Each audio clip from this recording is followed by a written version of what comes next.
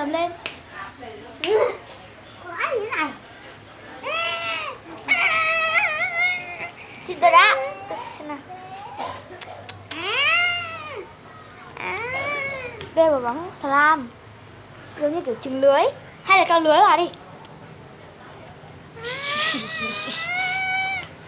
Chạy chiến. Bắt đấy nhá. 1 2 này.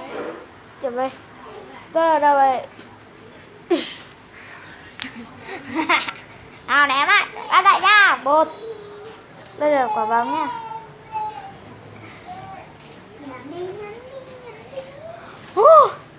Bắt được chưa? Ném lên nào. Để ném kiểu gì vậy? Ném chán quá. Bắt đấy.